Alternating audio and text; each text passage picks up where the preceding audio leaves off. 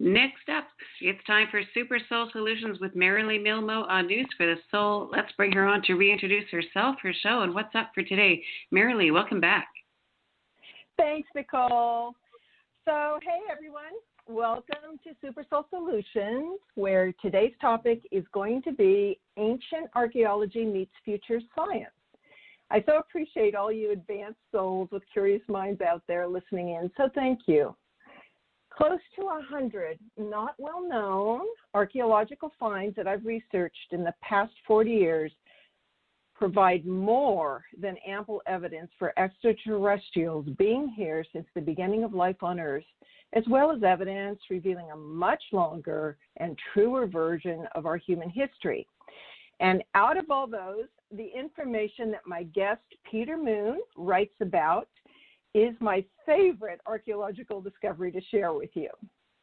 In 2003, a remarkable and unprecedented archaeological discovery was made in the Bucegi Mountains of Romania, near the border of Transylvania. Radu Cinamar chose Peter Moon, my guest, to co-write and publish the Transylvanian series of books that tells of extraterrestrial, scientific, and life-altering discoveries found below the ancient Romanian sphinx, whose picture you can see on my Super Soul Solutions radio page at News for the Soul, if you want to check. I am very fortunate to have Peter Moon, a space-time researcher and publisher, as my guest today. Peter is primarily known for his investigation of space-time projects that point to secret projects, past, present, and future, that control time, perception of time. An avid reader as a young man, Peter studied creative writing, literature, and later Eastern religion and Western occultism, culminating in a unique career with a renowned writer and accomplished occultist.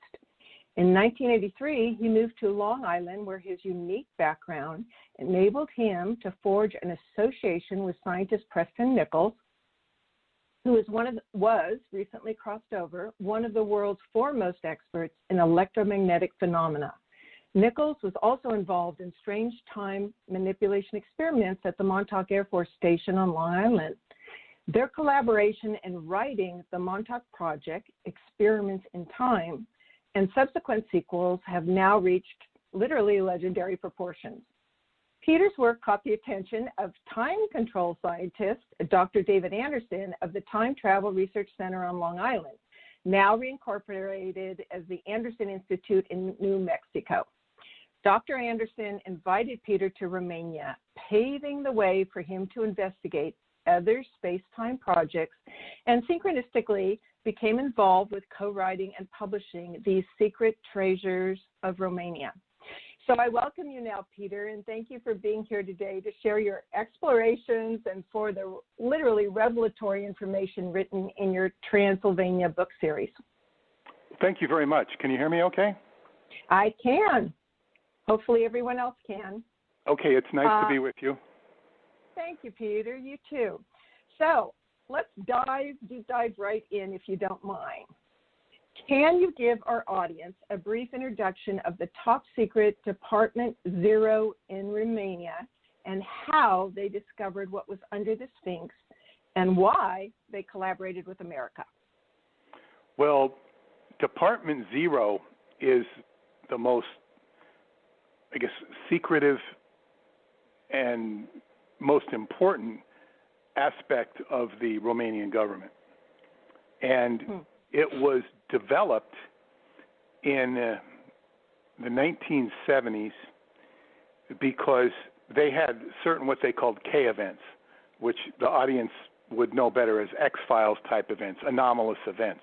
They called them K events, and these things were always chronicled and kept track of, but they anomalous events. So, and the book goes into some of the things that they had noticed and whatnot. And in its exchange program, a cultural exchange program between what was then communist Romania during the 1970s and communist China, Red China, as it was known, there was an exchange program, and what the Chinese contributed a top paranormal scientist who's known as Dr. Zien, Xien, and the Romanians, in turn, took several Chinese students and educated them in Romania. Romania did and still does, has very high education standards. So that was a cultural exchange. And so Department Zero was engineered by a man who was designated as a paranormal scientist, Dr. Zien. And as part of this, any anomalous births in Romania would be called to his attention. And one such was, it was a baby with a very large umbilical cord. The umbilical cord was so large, so thick, that they could not cut it with a normal medical sword. So whatever they call it, scalpel. So they had to kind of get a saw and saw it off. And of course, they called it to the attention of security, and security brought in Dr. Zen, who examined the baby. And Dr. Zen kept an eye on this baby into his teens, and began to eventually tutor him in various paranormal facilities they had in Romania. And this young man was gifted. He was gifted psychically. And I would also say, from my personal experiences as a practitioner and student of Qigong, that the navel is where everything originates. So that thick umbilical cord indicated a very high presence of life energy or life force, which in Chinese is known as qi, or qi energy. So this young man, this young boy was trained to become eventually the head of Department Zero, the department which was known about, but technically only the president knew about it, because by this time Romania had turned from communism to capitalism, and the head of security. So it was sort of a secret department. It was a secret department, and that was how Department Zero started. And of course, this man who is known in the books as Caesar Brad was very gifted, and he was approached one day, and the way the Americans got involved with this secret find beneath the Sphinx in Romania. And for those who are not familiar, there is a Sphinx in Romania underneath the mountains that are known as the Bucegi Mountains. It's about 2 hours, 2 to 2.5 hours north of Bucharest, the capital city of about 3 million people in Romania. And so the Romanians themselves were not aware of anything underneath the Sphinx. This was brought to their attention by a man from Italy, whose actual name in the book and in reality, so I'm told, is Massini, Signor or Mr. Massini, he's known as, and he says that he represents Italian Freemasonry. He also claims to be a member of the Bilderberger Group, and he knows about Department Zero, which is virtually impossible. So it's like, how does he know about this? And he informs them, he also speaks impeccable Romanian, which is unusual. Italians do not speak Romanian. Romanians can understand Italian because Romania is the parent language of the Romance languages, although that's not recognized by academia. This is true, and the proof is that they can understand other languages, whereas the Italians typically cannot understand Romanian. So he understands it. He speaks to him in his native language and says, there is a chamber beneath the Sphinx, and it was discovered by our people in the Pentagon with high-powered or some sort of ground-penetrating radar that emanates from satellites surrounding circulate around the Earth. So Caesar Brad is saying, how does he even know that I exist? How does he even know, how does he know to approach me? How does he know who I am? He's very bewildered by this.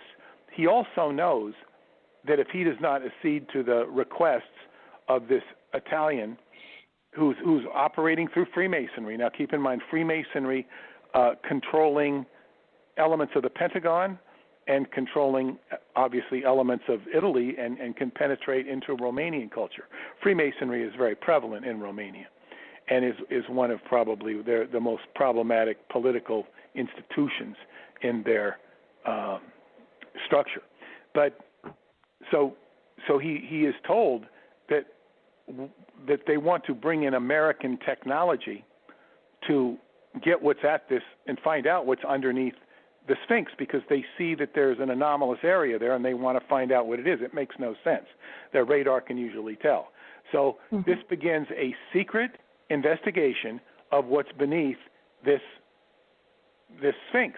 And of course, it's a place that I've been to. I have not been to the secret location, but the Sphinx is accessible to tourists. It's the most popular tourist destination in Romania. And I suppose people might think it's Dracula's Bronze Castle, which is known as Dracula's Castle. That is a popular destination, but number one, it is not Dracula's Castle. It is a tourist attraction that is made to be portrayed as Dracula's Castle with a lot of historical references to Vlad Tepes, as known, Vlad the Impaler.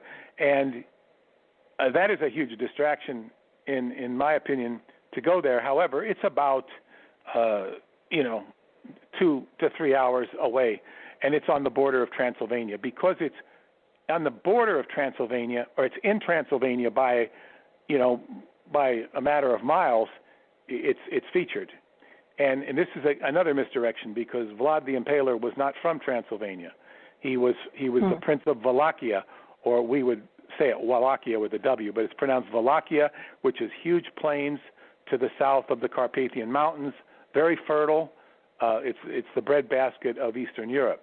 And so anyway, the movies have done a trip on the mindset of the population with regard to Romania. However, this location beneath the Sphinx is a beautiful location, but so they said about much of the first book that I've published, Transylvanian Sunrise, is about the politics to get at this chamber. They actually do arrive in the chamber and describe it. Author, Radu Cinamar, is handpicked by Caesar Brad to be the writer and the teller of the tale. In the introduction, you said that I wrote it. Well, I wasn't picked to write it.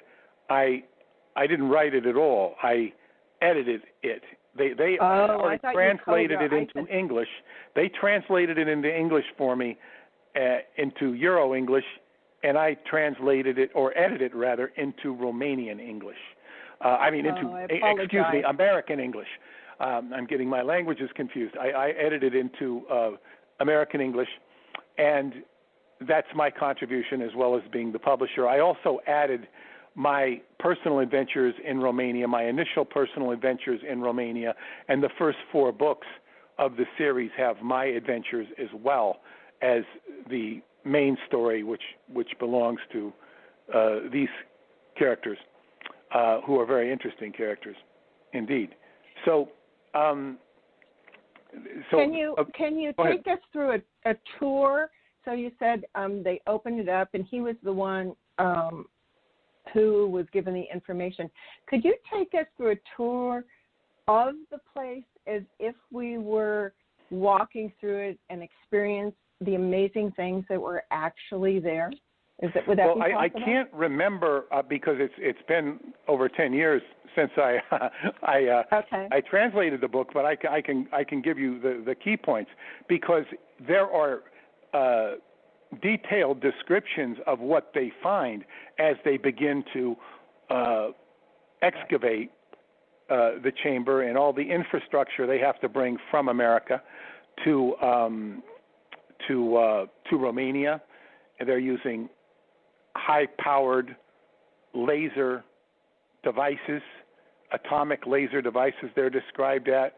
This is technology that the Americans have that is not even the public knows about. Not even the characters like Elon Musk would know about. And to any degree that they did know about him, they would not talk about him, all under the subject of non-disclosure agreements. So basically, there are different layers, and at first there's a barrier that nobody can get through, and finally, and people are killed as a result of trying to. It's like a force field that you might see on Star Trek or something, and finally they do find that there's a handprint on the side, and it matches Caesar Brad's hand exactly. So he puts his hand, and it recognizes him, and the shield comes down, and that's how they're able to enter. And it's rather refined who can go in and not. And finally, at first it's the Americans and the Romanians that can go in but it's very restricted as to who goes in. And at the end of the book, Radu Cinamar, the writer, is allowed to go in. He's handpicked to hear the story from Caesar, and then he's eventually allowed to go in and examine the chamber and experience it himself. And so there's like a long tunnel with different sort of a hue and a vibration that is very, I guess what you'd say, harmonious to the mind, body, soul. And these things are described in more detail. It's sort of like going into another universe. However, as it's been described and as it's been consistent throughout the remaining books, it is in the physical plane. Because some aspects they explore, you leave the physical reference frame.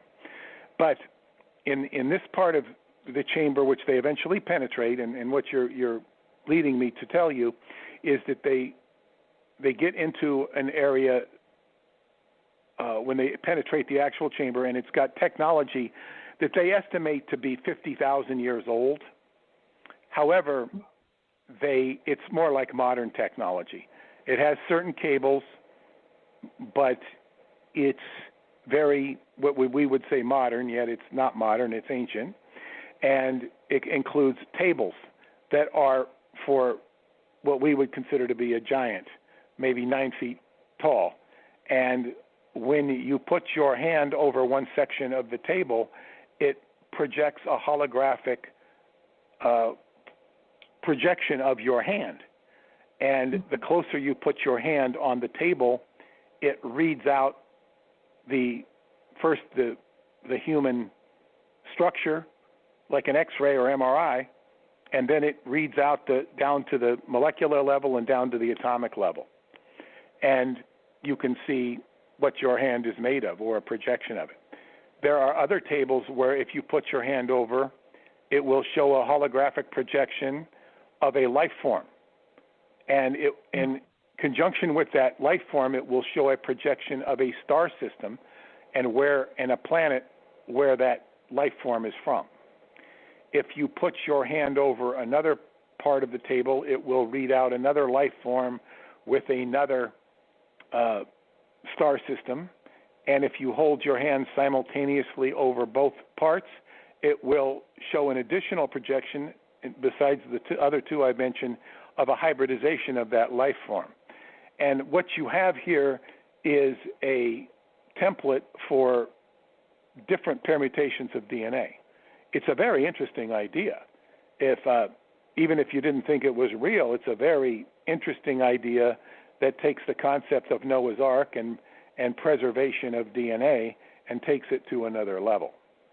Exactly, and the viability of humans being able to mate, which they do, with other ET species across the galaxy, too, yes, is a possibility, yes, right? It shows different potentials of interaction, and I would compare that to the concept of Bast, the Egyptian cat goddess Bast, or Bubastis, which was the idea of infinite fertility of all life forms. You also have this in the concept of Pandora, which is just, the goddess Pandora, which is Pandora's box, which is like infinite creation. And so this is some taste of infinite creation. Obviously, there seem to be some filters put on it, one of which is access to the chamber itself.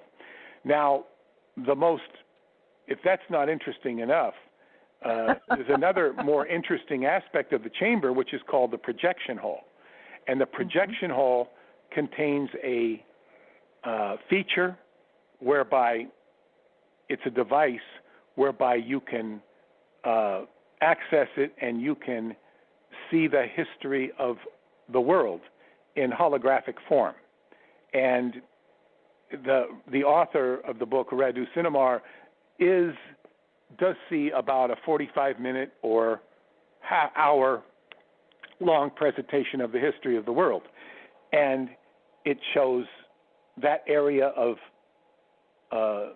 the mountains, at that area of Romania, which is basically the Carpathian Mountains. And so people understand that Transylvania is surrounded by the Carpathian Mountain on the eastern border, and on the southern border it's surrounded by other mountains to the north and west, and it is a pocket of ancient history and the ancient origin of mankind, according to these books.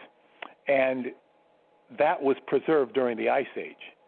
It was preserved during the Ice Age, and it was structured that way. It was what you call terraformed to preserve humanity during the Ice Age. And to the degree that people might be skeptical of what I just said, do know that there are thousands of miles of caves beneath Transylvania, which is a geological fact, which you can survive in because there's running water. It's 55 degrees underground.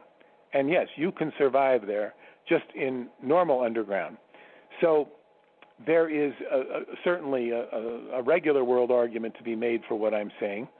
But this, so he's shown the history of this area of the planet, and he's shown the history of the world, but it's a concise history of the world.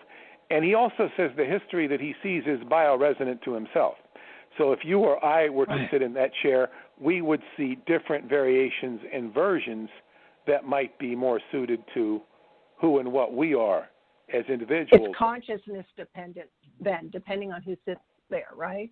Yes. Now, there might be a lot more commonality than variations, but that certainly so much of what is experienced in any of the devices that he experiences in the various books are tuned to the individual. It's almost like a feedback system, and that goes into the soul and comes out, or being and reflects back, and is a continuous loop back and forth between the device and the person on the device or experimenting the device. Now, while certainly this is indeed interesting, an even more interesting aspect of the projection hall, which is not gone into in this particular book, which is the subject of other books, is that there are 3 tunnels in the projection hall.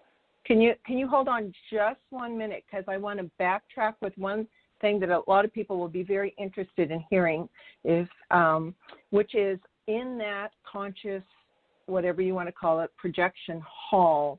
I understand, do I remember this right, that many in deep secret projects, the first 2 places they want to go visit is Lincoln's speech and death and Jesus' crucifixion. So am I remembering that didn't he get projected back to Jesus' time and describes a couple of very interesting things about Yeshua? Just to clarify, you said that most people, when they're interested in going back into history, are interested in Lincoln's speech, Lincoln's death, and the crucifixion, correct? Yes. Is that what you just said? Yes, that's generally projects. I hear that a lot, that's one of their first exercises, and for some reason everyone's curious about those 2 things. Yeah. Okay. He goes back to the time of, well, what happens is in the 3rd book is when they go back to the time of Christ. That's the 3rd book, the Mystery of Egypt, the first tunnel. That's when they go back to the time of Christ, or Caesar Brad does, and he goes back consciously, not physically. There's a time travel device in a similar chamber in Egypt.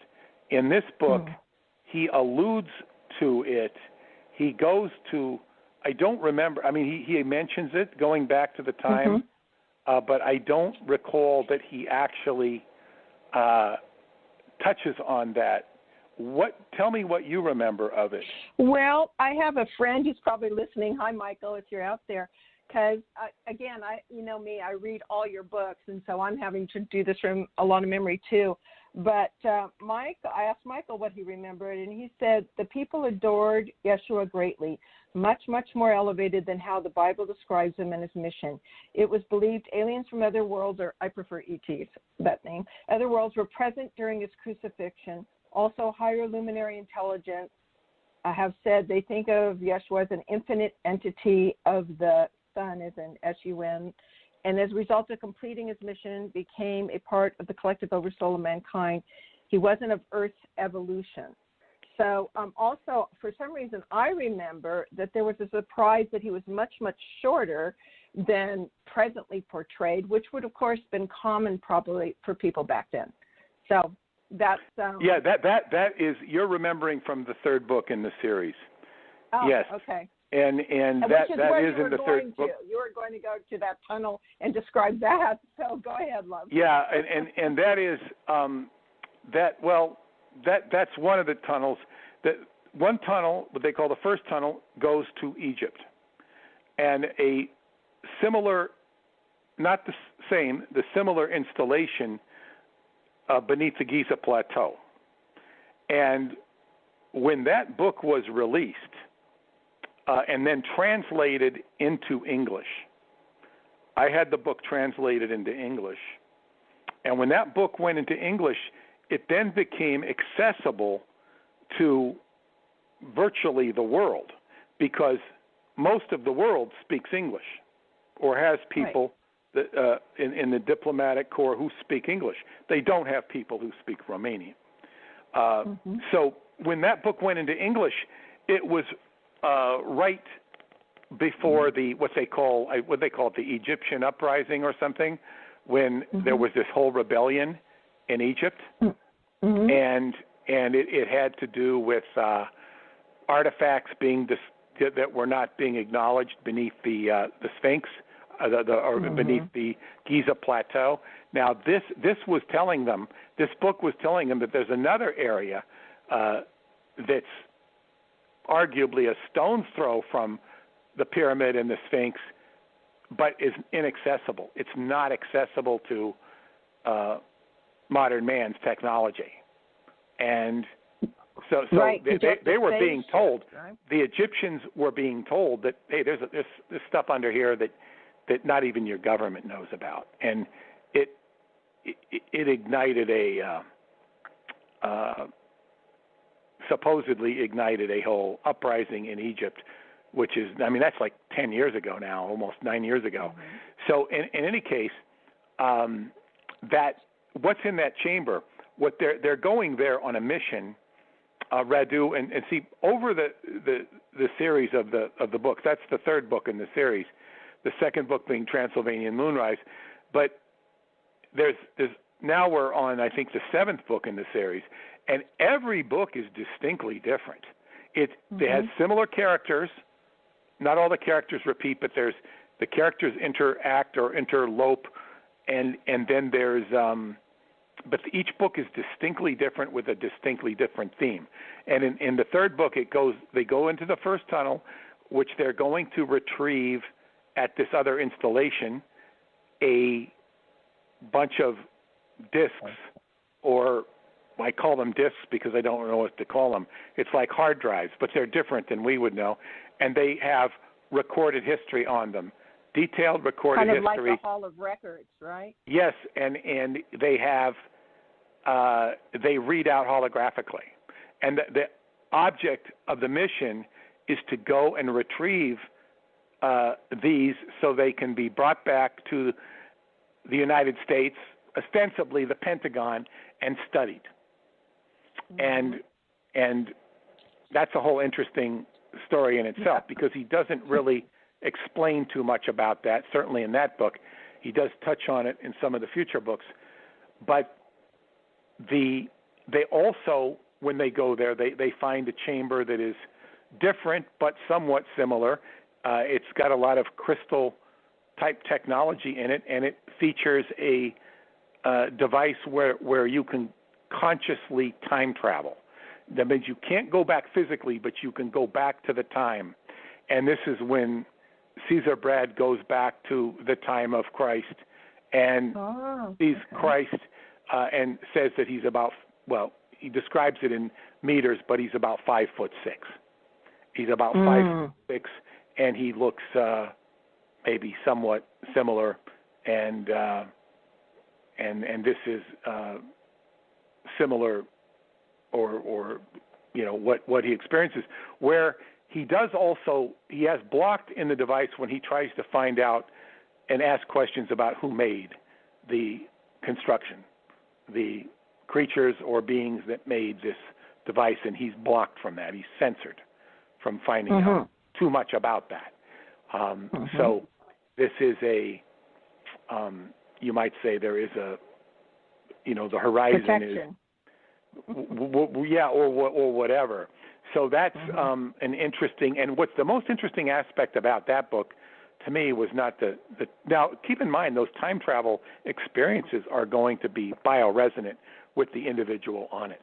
And what I would also tell people that Romanians are very, well, I've been to Romania so many times. I have a Romanian wife now, and I'm quite acclimated to their culture. I don't feel, well, I'm a part of it, but I'm not a part of it. But I would say that there's 4 characteristics, and this is satirical, stereotypical, and it's stereotype. It's meant to be fun, but it's also true, based on truth. They if you want to characterize Romanians, they like their drinking. They hate gypsies. They love to smoke, and they are very devoted to the Orthodox Church, not the Catholic Church, but the Orthodox Church. And I said, if you had to take away all 4 of these things, I said the first one they would probably give up is drinking. Then it would be smoking. Then it would be the Orthodox Church, and then it would be hating gypsies. That's the last thing they'd give up. Of course, many Romanians are gypsies, and I'm and not all Romanians do hate gypsies, but it's very prevalent for them to do this and express this. It's not a positive, but in any case, they're also what I'm saying in there is they're very indoctrinated to the Orthodox Church, and they see things through a prism which is very Christian. And as my mother-in-law tells me, she says the purpose of the religious indoctrination was to make them forget their true past. So it's Romania, a very that goes big across the world. well, yes, but in Romania, it's very different. It's very strong. It's not Catholic. It's just different. It's just different. Okay. And they also have an incredible mountain it's called can't even remember the name of it. No. It's it's a mountain that they have, and it's every August 6th in the morning. There will be the mist will form with the sun about between 6 and 8 in the morning, and it will have a hologram of the Great Pyramid of Giza. It's similar to the Great Pyramid of Giza, and it's and basically they say that this area the Orthodox Church symbolizes where the transfiguration of Christ took place. The transfiguration in the Bible is where Christ transfigured from a man into God. In other words, he was born as a man. Immortalized, The transfiguration is a part of the New Testament. So, you can argue whether he all these stupid arguments they have, but the Bible tells us that he transformed, and this is part of the ancient legacy of the Romanian god Zalmoxes, who transcended from human state to a god. In this case, Christ is mimicking the ancient story of Zalmoxes. But so anyway, it's very, I guess what you'd say, Christian programmed. So the in any case, this is the first tunnel that they go to, but the most interesting aspect of that book is the technology that's described with the device. Right. It's described in such detail that it's more than just somebody being creative and writing some creative ideas. Somebody's on the cutting edge of technology, and we're talking American technology, and the whole relationship between America and Romania begins to coagulate or come together after this discovery, and there is diplomatic relationship consolidates, and you see this in the early 2000s with Romania becoming a part of NATO, which it was not, and it aligning itself with the United States against Russia. That was part of their negotiations they worked out, right? Well, yeah, and I mean and of course Romania came under the protection of the United States, and instead of being it had been a satellite part of the communist bloc, and it was yes. So now it had completely changed its affiliation, and that's another interesting aspect of the book. Yeah. And what I also tell people, the second book in the series, Transylvanian Moonrise, is the book begins with all sorts of newspaper articles in Romanian that have been translated into English, corroborating the general idea or story that's being told. People wrote to the publisher and said, yeah, I was in the Romanian Secret Service, and I know this and I know that, and it describes different events and circumstances which corroborate that this story has some legs to it. And I have also had my own corroborations of being in the town where you access the Sphinx via a huge cable car. You go up the mountains. It's quite a breathtaking trip. And I was told that in that town, which is a small little town known as Busteni, it was filled with Americans around that time period. And the locals were told not to talk about it. Americans staying in the hotels and whatnot. So there was a lot of American presence over there. And what the heck are they doing in a mountain resort town? Because that's what it is. It's a mountain resort. Right. And it was filled with Americans during this time period, and it makes no sense.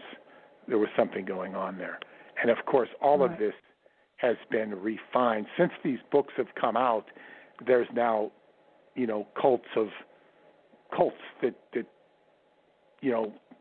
live up there and hang out up there, and try to like the people that hang out in Sedona. And they're not necessarily a part of what's underneath, but all of the access points have been incredibly camouflaged to where you're not going to find this. You're not going to find it at all. You're not going to enter that area unless they want you to, unless you're meant to go in there. Yes, because we, of course, have holography camouflage like no one's business. Okay, well, that's really interesting. And there's a few other things. So there's 3 tunnels you found. There's an inner earth, and there's also an inner city of thrones of gold. So in the last little bit of this, could you mention a little bit about those? Well, I will. Just to clarify, the first tunnel goes to Egypt. The second tunnel goes to the inner earth. The inner earth, and that's the 5th book in the series, Inside the Earth, the second tunnel, which is a fascinating story, and Radu is actually travels and gives a whole scientific description of what's inside the Earth. And it refutes a lot of what conventional scientists think, and it's refuted with scientific descriptions. So, and then once you get to a certain level, the vibrational frequency changes, so you're not. It goes into discussion of black holes that science has not reached out yet. Science will eventually come to these conclusions on their own because it's described. Now, the third tunnel, which is the current book I'm currently translating, it's called The Etheric Crystal. The third tunnel is a similar installation. Well, the third tunnel goes, branches off to a place north in Romania. It branches off to Iraq, in the general vicinity of Iraq, where there's a similar installation where they pick up this etheric crystal, which is the subject of the seventh book. And then it goes off to Tibet and Mongolia. And the book, the seventh book, which I'm working on now, The Etheric Crystal, the third tunnel, they don't go into what happens in Tibet and Mongolia. That's restricted information. And at this time, but they do discover what they talk about in Baghdad. That's the third tunnel. Now, you had mentioned the Golden Thrones. That's something else entirely different, which is part of the fourth book, The Secret Parchment, 5 Tibetan Initiation Techniques. And that, there are so many things in Romania. It is such a magical world and he's describing this from his own reference points. And I think it might interest people to know. This is a personal story, whereas if you're at the Sphinx and you take the gondola up, the cable car up, and the Sphinx is facing, the profile of it is, the profile faces westward. And if you look from the left profile of the Sphinx and you look down, there is a valley. It's called Yalomita Valley, Ialomita. There's another cable car going down there. And you take that cable car down there where there's, some hotels and things, and then there's a cave. There's a monastery in front of the cave. And when you go into that cave, it's breathtaking. And it's also people friendly. In other words, they have lights, they have stairways built, and you go deep into this cave, at least a quarter of a mile, maybe more, and it's walkable, and it just changes. It was the most incredible experience. And then when you get to the very end, you really can't go anymore. It's just an open rock, and you could kind of crawl through that rock. You see deep space, and you can't go any further because you'd need boots, and you can't see. There's no lights. And I talked to a man who went down there, and he says, yes, I had lights, I had boots, and I walked for 80 yards or so, and then he came where it just went off into all you could see was space. And all you could see was space. In other words, it was such a deep crevice or cavern inside the earth that it was utterly remarkable.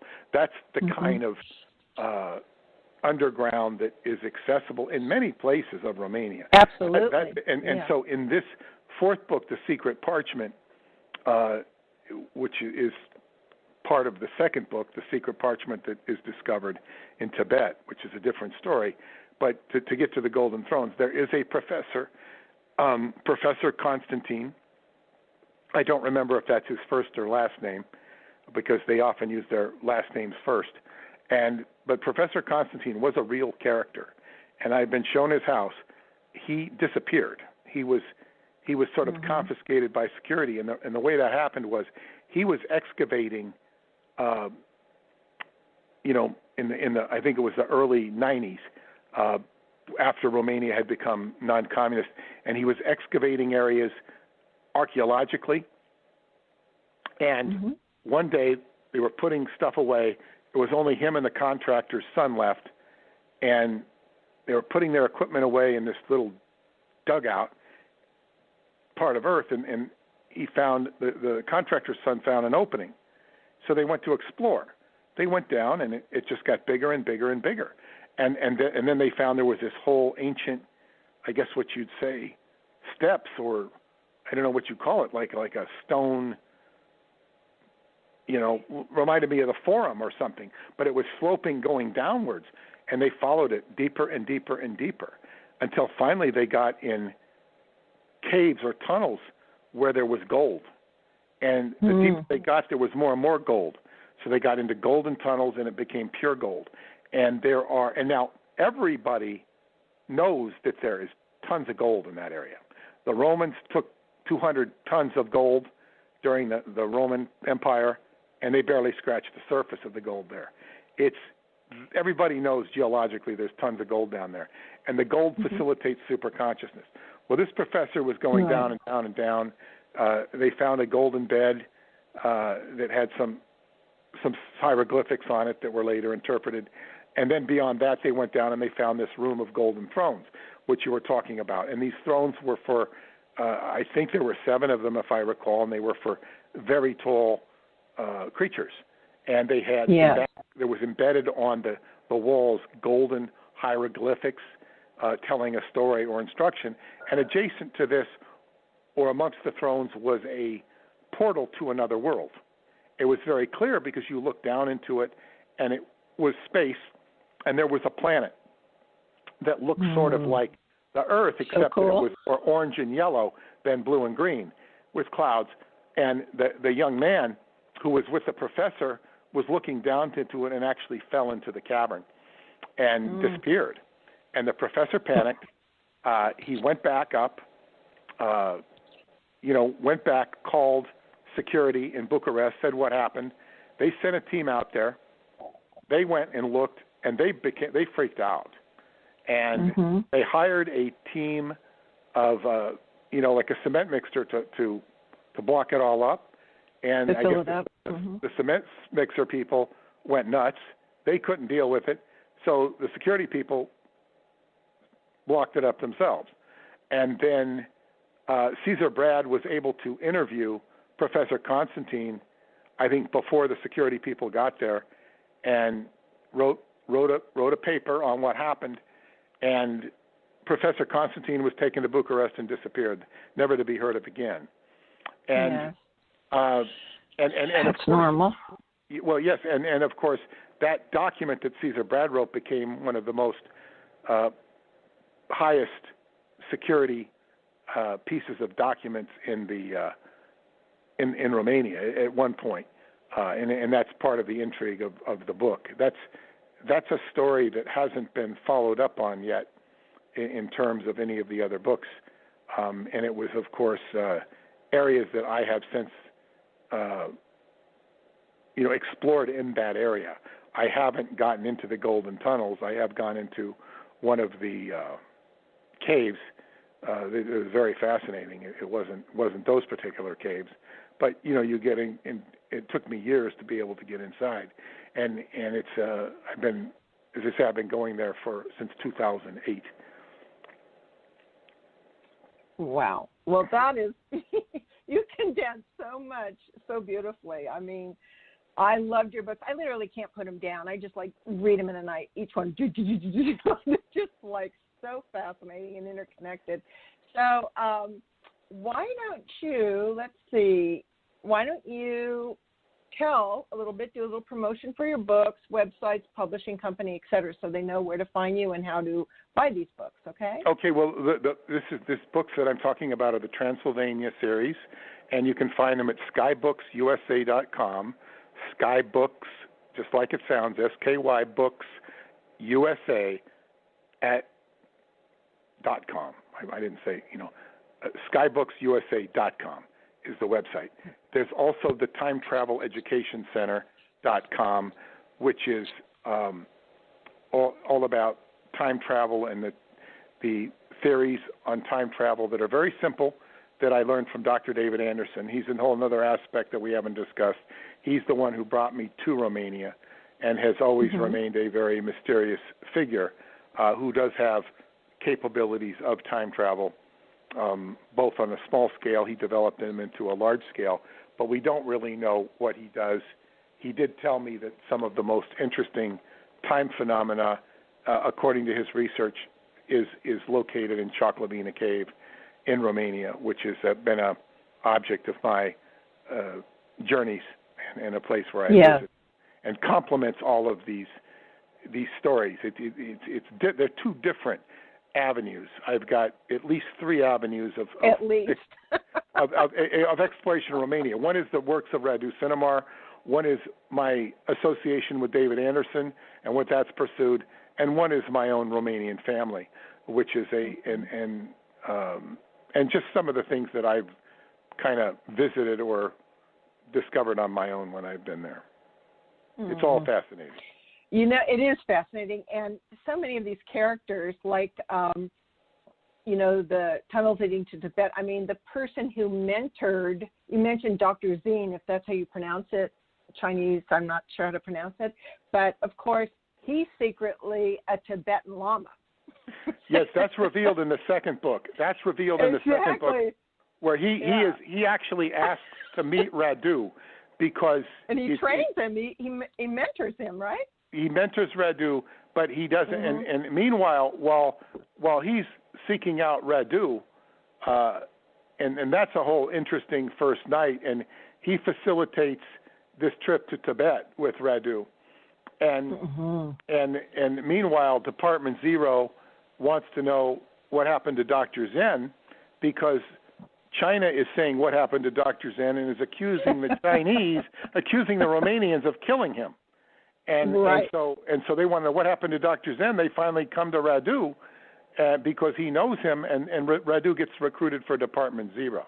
So Dr. Zen, who is a Tibetan Lama, was a Tibetan Lama per se because he left Tibet in 1950s when the Dalai Lama was kicked out of Tibet by the Chinese.